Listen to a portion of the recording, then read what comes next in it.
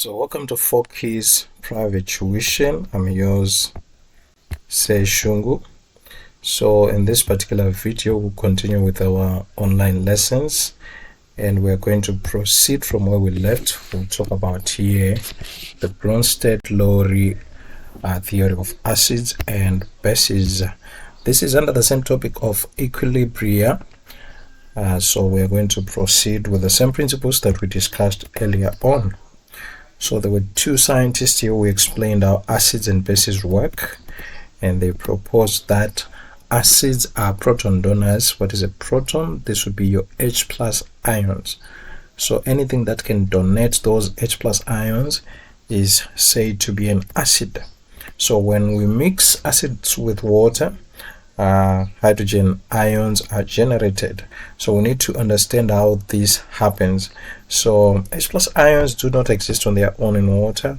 They form H3O plus ions, which are called the hydroxonium ions. So when you add an acid to water, a proton donor, the water molecules are going to accept those protons, and they're going to form your H3O plus ions, hydroxonium ions.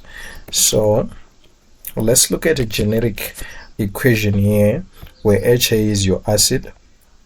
When it reacts with water, or when you mix it with water, you're going to form your H3O plus ions.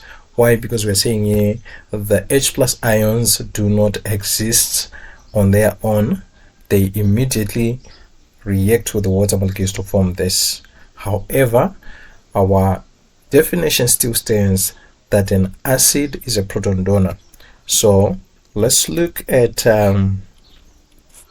bases. So bases are proton acceptors. So in this example that we're looking at, water will be acting as a base because it's accepting the proton. So according to Bronsted and Lowry, this water, the water molecules are acting as a base. So a base is a proton acceptor. Okay. Let's look at a generic example where you so take note of what I said here. I said water here is acting as a base according to this definition that a base is a proton acceptor. But now let's look at a specific example where you add a base into water. Then here you see that the base is taking the protons from your water and resulting in the formation of OH minus ions. So take note of these differences here. If you react your base with water molecules, then the base is going to accept or take away the H plus ions from the water, resulting in formation of the OH minus ions. So when we mix bases with water, they react with H plus ions to form hydroxide ions. Anyway, let's proceed so that you understand this better. Let's look at some examples of acids that you're going to come across, and bases. So remember that when acids and bases react with water, they form a reversible reaction. So you need to remember to put this sign here. Remember this sign here. And strong bases dissociate, ionize almost completely. Weak bases dissociate poorly. So I'll come back to this point a bit later. Let's look at this table. Let's look at examples. So this is an example of a weak acid. Okay. So what does a weak acid do? Acids such as ethanoic acid and other carboxylic acids are generally weak. Carboxylic acids, most of them, they're generally weak. So we have ethanoic acid as an example here. What's important to note about these weak acids is that the backward reaction is favored, so that not so many H plus ions are produced. So in this particular equilibrium that we're looking at here, the backward reaction is more favored when you are dealing with weak acids, such that you do not form a lot of these products, and the products that we are concerned about here are the H plus ions. So you do not form a lot of H plus ions. This is what makes them weak, because you do not form a lot of H plus ions. So meaning that we'll be having a lot of these molecules that are undissociated. Remember, going in the forward direction here would be breaking or dissociating this molecule. So if we do not have a lot of these molecules dissociating. We do not form a lot of H plus ions. So this is what we're saying with this statement here. Strong acids dissociate almost completely, whilst weak acids dissociate poorly. So in other words, the forward reaction is not favored, but rather the backward reaction. So our weak acids dissociate poorly. So take note of that. How about a strong acid? We said it will ionize or dissociate almost completely. So for example, HCl, sulfuric acid, and nitric acid, the forward reaction is more favored and lots of H plus ions are produced. So you're not going to have a lot of these molecules. A lot of them are going to dissociate to form your H plus, in this case with your Cl minus ion. So that is characteristic of strong acids. All strong acids will ionize or dissociate fully, and the forward reaction is more favored in such an equilibrium. Okay, let's continue to talk about bases. So same thing with bases. So the forward reaction is favored more strongly. So here, if you look at this one, we're going to favor the forward reaction where a base accepts protons, so it readily accepts protons, and hence the forward reaction is favored. And in that forward reaction, you see that your base is also dissociating. Okay, for example, sodium hydroxide here is going to form your Na plus and OH minus ions. So these bases such as sodium hydroxide, potassium hydroxide are strong bases, and they fully dissociate or fully ionize. Okay, in a weak base such as ammonia, the backward reaction is more favored and not so many OH minus ions are produced. So in this equilibrium here, the backward reaction is going to be more favored compared to the forward reaction. So we do not produce a lot of OH minus ions. So just remember that weak acids do not fully dissociate, while strong acids fully dissociate. The same thing with bases. Strong bases fully dissociate, whilst weak bases do not fully dissociate. Okay, so let's proceed. Let's talk about conjugate pairs. So a conjugate pair is linked by the transferring of a proton. So when protons are transferred, donated and accepted, we're going to form conjugate acid-base pairs. So let's look at this.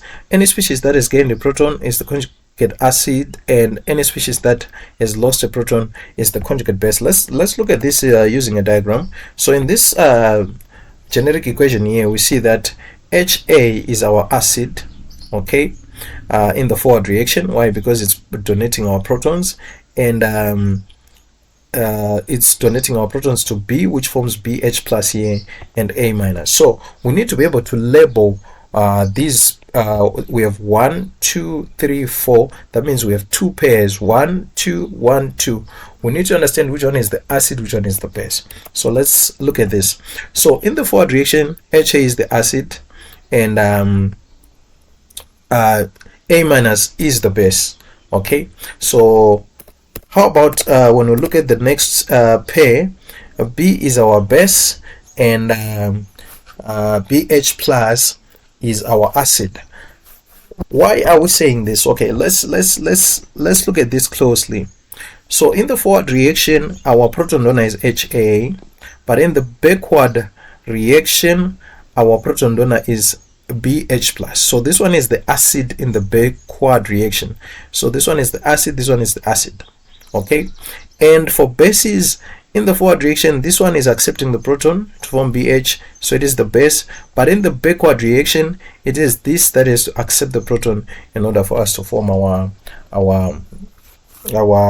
HA. So this makes this HA an acid and in the forward reaction, and BH plus an acid in the backward reaction, whilst B is a base in the forward reaction and A minus is the base in the backward reaction. So you need to take note of that and be able to identify acid-base pairs. So this is our acid-base pair in the forward reaction. This is our acid-base pair in the backward reaction. So we are sticking to Bronsted and Lowry theory that said an acid is a proton donor, whilst a base is a proton acceptor. Okay, let's proceed. Okay, let's talk about acid-base reactions in general. You know that when acids and bases react with each other, protons are exchanged, and we saw this in this generic example here. Okay, but it's important for you to remember that this is in equilibrium. So an equilibrium is established here, and Le-Chatelain's principle is going to come into play here. For example, if we add more HA or B, if we add more of our reactants, what's going to happen according to Le-Chatelain's principle? The equilibrium is going to shift towards the right in order to reduce the concentration of those extra HA and or B. So if you add more HA and B, the reaction will go in the forward direction. Okay. On the other hand, if we increase BH plus or A minus, if we increase here the products here, which are reactants in the backward direction, then our reaction is going to go in the backward direction. So remember that BH plus, even though they are products in the forward reaction, they are also reactants in the backward reaction. So if you add them, you're going to promote the backward reaction. Okay, so remember, Le-Chatelain's principle also applies to these acid-base reactions. Okay.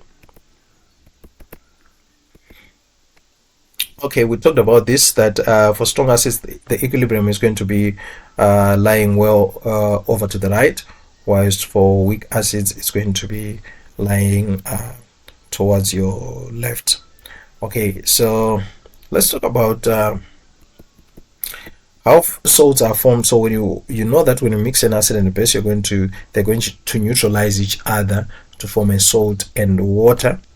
So you just need to remember that generally you're going to get a metal from the base, and you're going to get your anion from the acid, and these form for you the salt.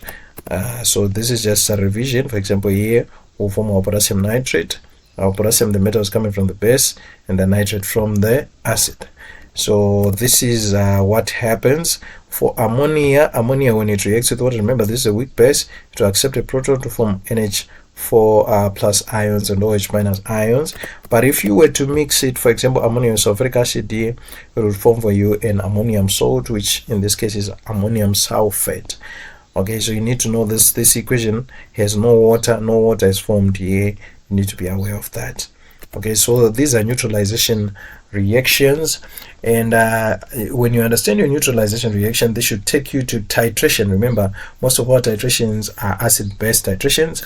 Other than those redox titrations, you have only acid-base titrations. So there are different acid-base combinations that you're going to come across in titration. You're going to come across a strong acid and a strong base, sometimes a strong acid with a weak base. So we need to look at how you must be able to choose the correct indicator for these titrations, and we do so by looking at the titration curve. Okay, so the following graphs show you the pH against volume of a base added from a titration. They show the different combinations of weak and strong acids and bases. So let's look at the first titration there. This is a strong acid versus a strong base. So you can see from the graph here, we said we're adding a base to the acid. So we would start off with the low pH of the acid, and as we add our base, the pH progressively increases, and it gets to this point where it increases quickly here, and this point here is called the equivalence point, where there's a sharp change in your pH. Okay, so the graph starts at 1 as there is extra strong acid. It ends at around pH of 13 as we now have excess of the strong base. Okay, so this is where it ends. However, we need to understand here that somewhere here at the middle of this graph, this is where we have our end point, our equivalence point. So this is the pH at which this reaction ends. So for example, this strong acid, a strong base reaction is going to end at roughly the pH of 7. Okay, so we need to choose a suitable indicator that's going to change its color around 7. So look at that later on. Let's look at this other combination. This is a strong acid weak base combination. So you can see you have a strong acid here and you're adding a base slowly. You can see that even the change here is very slow, but then we get to this point, the equivalence point, and then there's a sharp increase, and our titration ends at around pH of 9. So however, our equivalence point, which is at the middle of this graph, is below 7. So take note of the equivalence point here, it's below 7. Here it was exactly 7. Here it's below 7. So this is because we have a strong acid, and the strong acid here contributes to this pH falling below 7. And we also need to understand that the strong acid is a weak conjugate base. So this is important for you to remember that. So it's important to take note here that the weak base, now let's focus on the weak base. I said here that the strong acid is a weak conjugate base. However, the weak base, you should remember this, the weak base has a strong conjugate acid. The weak base has a strong conjugate acid. So the strong conjugate acid of the weak base plus the strong acid here are both contributing to our equivalence point falling below the pH of 7. So try to remember this. Okay, let's look at another combination. This one is weak acid strong base. Okay, so you can see here we're starting with the strong base.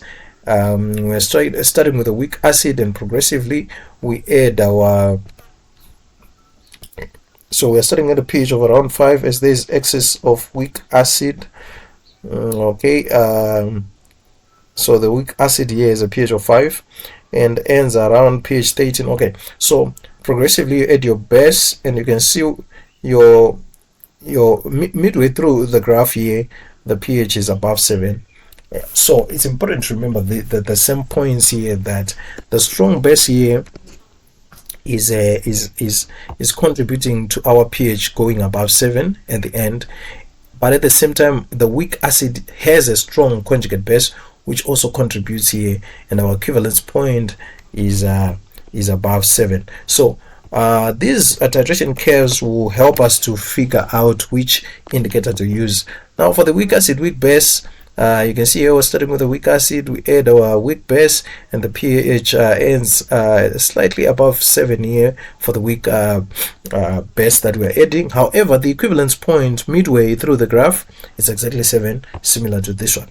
Okay, so this helps us to choose suitable indicators. So you must be able to choose a suitable indicator for a specific titration. So like I said, this one is called the equivalence point or end point, and at this point the acid has been neutralized fully by the base. The sharp vertical rise shows a rapid change in pH.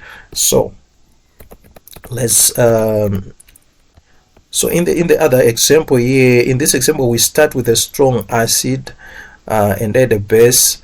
The graph starts at pH 1. You could start with a base, so you can start with a base, you can start here and go in the other direction, in which case the graph would follow the blue line. So at titration, sometimes you add an acid to a base, sometimes you add a base to the acid. Either way, you must be able to figure out how the titration curve will look. So let's look at the equivalence point in detail. Choice of an indicator. So a suitable indicator must change color entirely within the vertical part of the titration curve for it to be effective at determining the endpoint. So this should be the range for the indicator to change its color.